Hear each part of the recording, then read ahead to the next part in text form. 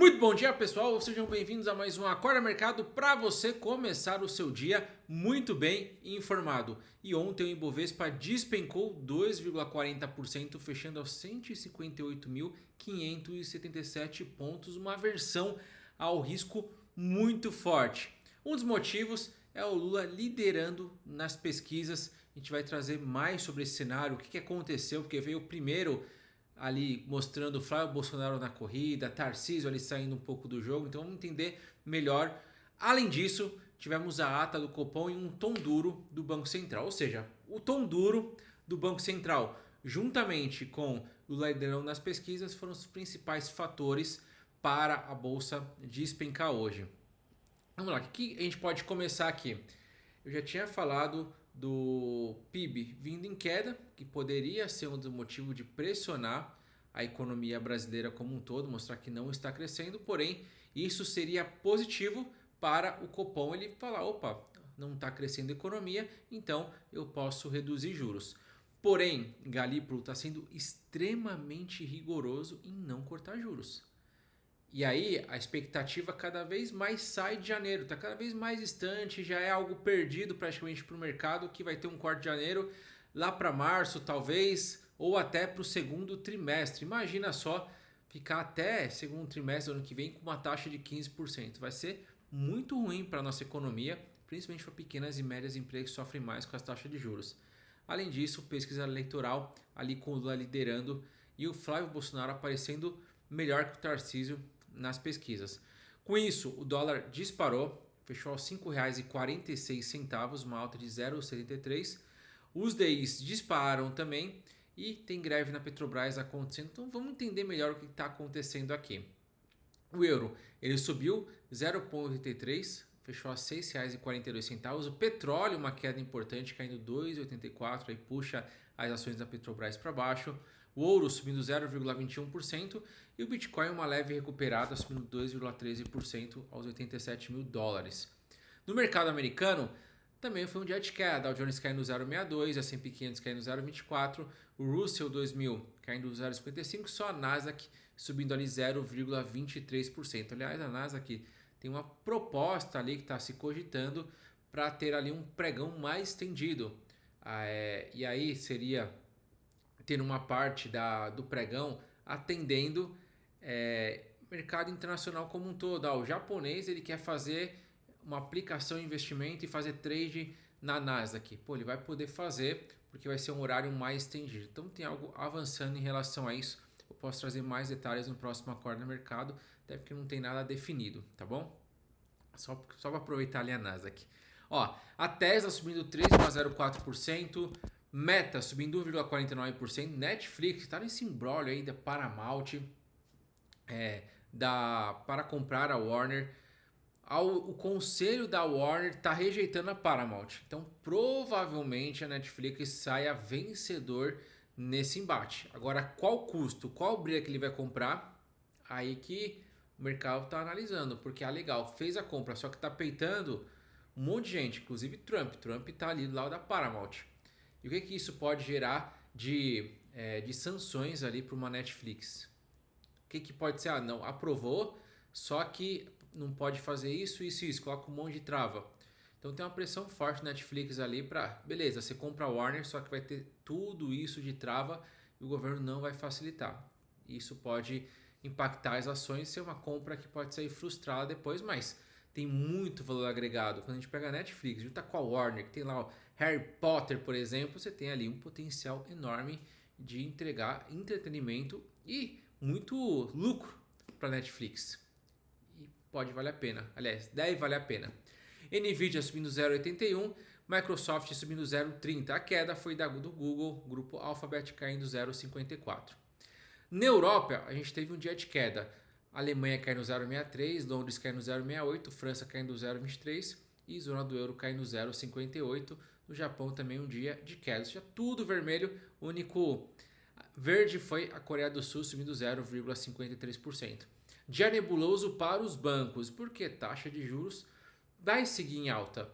E com a taxa de juros mais alta, aí a gente olha para bancos. Banco, uma taxa de juros mais alta, ele tem ali um potencial de spread maior, Ou então ele consegue ganhar mais com juros? Nem tanto. O banco ele tende a se beneficiar mais com os juros voltando a cair, porque aí sim ele pode ter uma margem melhor para negociar, porque aí sim ele pode ter mais empréstimos para a população e ele ganha mais com isso, então emprestando mais para a empresa. Os juros caindo, ele vai emprestar mais, fazer mais capital de giro, emprestar mais para a pessoa física, financiamento, volta a ter um estímulo na economia. Então, quando os juros sobem, o que parece às vezes loucura, fala, não, mas juros altos é sempre bom para banco. Assim, tente olhar juros altos, juros baixos, trabalho bem feito, o banco consegue lucrar em qualquer cenário. Porém, no cenário de queda de juros, ele tende a estimular mais a economia, fazer mais negócios e aí ganhar receita em cima disso, ganhar spread em cima disso, ganhar tarifa em cima disso, com os juros caindo. Então é mais positivo para o banco. Senão, ele vai ter que ficar emitindo ali CDB e o cliente pagando ali, comprando títulos privados do banco, um CDB com 100% de CDI que dá um retorno mínimo para o banco. Ou seja, como se fala em se manter a taxa de juros por mais tempo, talvez lá para março ou para o segundo TRI, afetou bastante ali os bancos. Maior queda, BTG caindo 5,22%, Santander caindo 3,58%, XP caindo 5,86%. Um dia de muito vermelho aqui para os bancos no Brasil e também nos Estados Unidos. JP Morgan caindo em 40%, Goldman Sachs caindo em 19% e Citigroup caindo 1,35%. Maiores altas, Brava Energia 2,47%, mas a gente vê que foram 9 empresas só que subiram ontem e boa parte delas são empresas que são exportadoras, empresas que ganham com dólar em alta. Embraer, que exporta avião, CSN, Gerdau Metalúrgica, então a gente olha a parte de siderurgia aqui, que se favorece bastante com o dólar mais alto. Na parte de queda, Rumo caindo 6,94%, Cosan caindo 6,78%. A gente tem aqui a Cosan vendendo uma participação dela importante na Rumo para fazer caixa. O mercado não gostou muito desse trade ali, Cosan e Rumo. Smartfish também caiu forte, Movida caiu forte, Ultrapar também caíram forte. Juros futuro, um dia de alta, ou seja, aquele dia onde hoje, não caiu ontem, juros subiram, então Ibovespa caiu ontem, juros subiram e hoje o cliente lhe amanhece, hoje ou alguns dos casos amanhã, mas a maioria hoje amanhece com o fundo ali caindo, as cotas ali sendo desvalorizadas e o cliente sofrendo com renda fixa. Então por isso que eu tenho que saber explicar o movimento de marcação a mercado. Quando os juros futuros sobem, impacta esse mercado. Janeiro de 2030 subiu 1,37 e janeiro de 2035 subiu 1,20. E o Tesouro IPCA deu uma leve subida para IPCA mais 7,83 para 2029. Trazendo aqui agora os principais pontos que eu vou aprofundar. Como eu disse, uma queda muito forte, que aí tem vários fatores que eu posso elencar aqui. Teve dados, por exemplo, nos Estados Unidos, que a criação de vagas de emprego ali veio abaixo do esperado. Então se esperava tanto e veio abaixo do esperado, que poderia também afetar um pouco a economia. Mas quando a gente olha para o cenário brasileiro, o tamanho dessa queda de 2,40, a gente vê que tem outros fatores que pesaram muito mais para a queda. Um deles é o fator político e o outro é o Copom. Para mim foram os dois principais pontos. Então vamos aprofundar isso aqui. Pesquisa eleitoral. O cenário para o segundo turno, a Lula ganhando 46%, Bolsonaro, Flávio tendo 36%. Lula 46%, Flávio 36%. E por que isso, o mercado ele interpretou muito mal isso? Porque quando vai para esse cenário político, Tarcísio, no segundo turno, ele está pior colocado que o Lula. Do que o Flávio Bolsonaro, desculpa. Então quando as pessoas olham, falam, caramba, Flávio Bolsonaro tem mais chance que o Tarcísio. Flávio Bolsonaro tem mais chance que o Ratinho Júnior. E quando olha cenário segundo turno, quando olha a porcentagem, ele tem mais porcentagem, ele tem um resultado melhor. E aí o mercado não, quando vamos pegar aqui o clã bolsonarista, ele pode vender isso aqui muito bem, falar, olha só, quem tem mais chance de bater o Lula é o Flávio Bolsonaro, então vem todo mundo para ser Bolsonaro. Só que o grande problema é o índice de rejeição muito alto do Flávio Bolsonaro. Deixa eu trazer aqui se eu tenho alguma coisa a mais aqui. Não trouxe aqui, mas tem uma rejeição muito forte em relação ao nome do Flávio Bolsonaro. Então, com essa rejeição que é muito forte, tem um teto ali. Então, o Flávio Bolsonaro tem um segundo turno de 36%. E é um teto ali, porque as pessoas não votam. Tem gente que não vota em Lula de jeito nenhum, tem gente que não vota em Bolsonaro no nome de jeito nenhum. E quando seria um Tarcísio, havia a possibilidade, beleza, no cenário do segundo turno ele está abaixo em relação ao Flávio, porém tem menos rejeição. E ao ter menos rejeição, ele pode trazer muita gente para cá, para votar para ele por ter rejeição ao Lula e poder ali ter um cara mais centro-direita, mais moderado em relação ao discurso do que o Flávio Bolsonaro.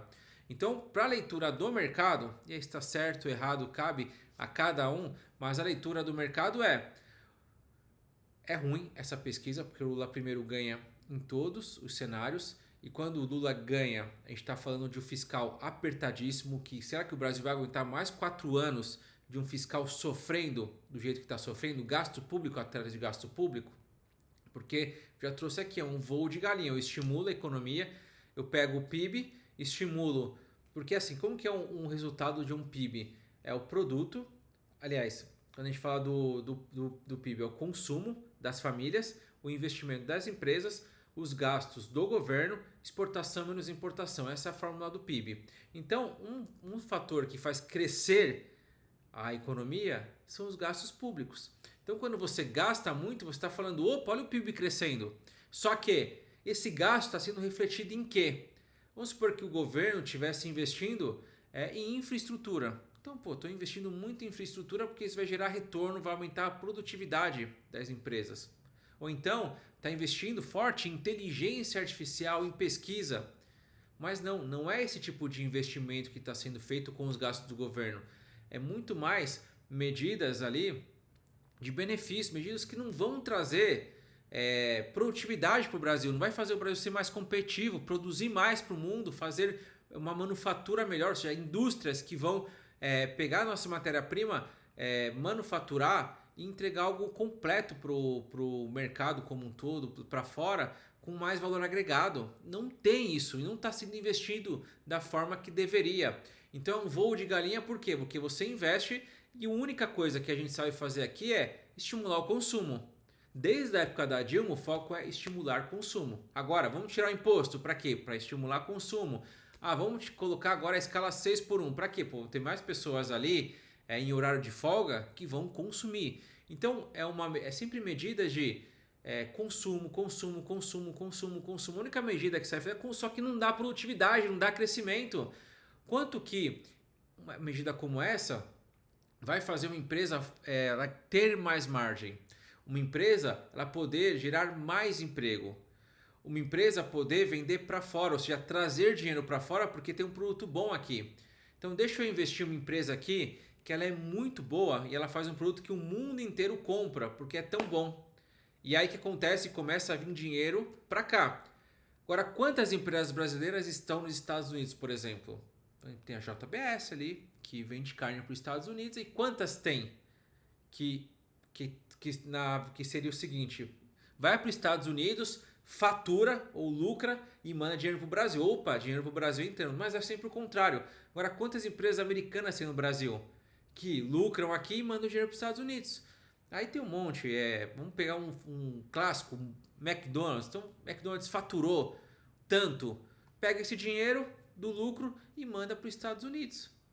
Então, a gente tem um voo de galinha aqui, que é eu crescer sem estimular a economia de fato, sem produzir, sem fazer essa economia se manter no longo prazo. É sempre curto prazo. Então, gastando, se endividando, sem ter um retorno lá no futuro. E esse que é o grande problema que o mercado vê. Mais 4 anos disso é a grande preocupação. E com o Flávio Bolsonaro firme e forte na disputa, a chance do Lula ser reeleito é muito alta.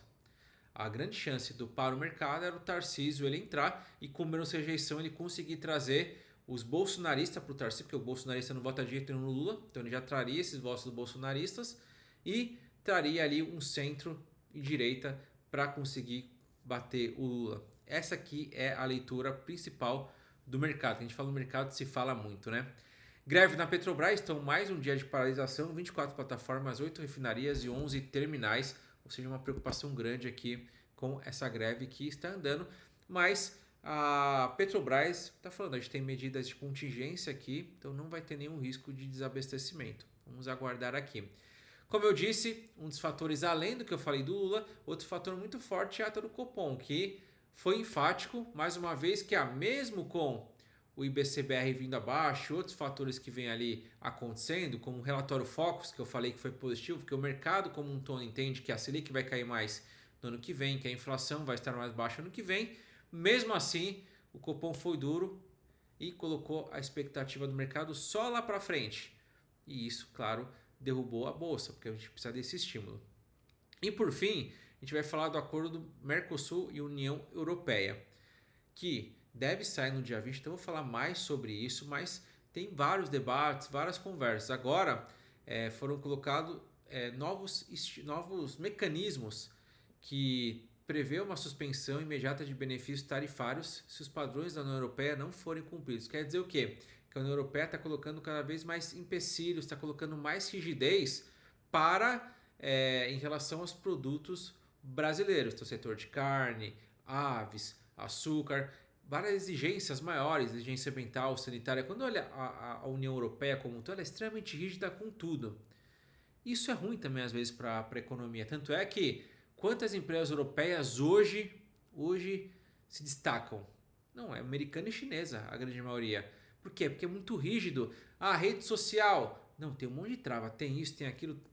E isso faz com que a economia lá vá encolhendo ao longo do tempo e vai continuar encolhendo, porque é uma economia onde tem um desemprego alto na faixa mais jovem, aonde eu vou dar um exemplo aqui, um brasileiro, imagina um brasileiro que quer empreender, pô, eu quero dominar o mundo, eu quero empreender, eu quero criar coisas novas, igual a bilionária, vai para onde? Vai para os Estados Unidos. Para onde ela foi criar a empresa de projeções e análises, de previsões e análises e apostas? Tá ali, foi para lá. Foi para os Estados Unidos, que é onde tem crescimento. Agora, quando o brasileiro fala, eu quero sossegar, quero um país de sossego, para onde ele vai? Portugal.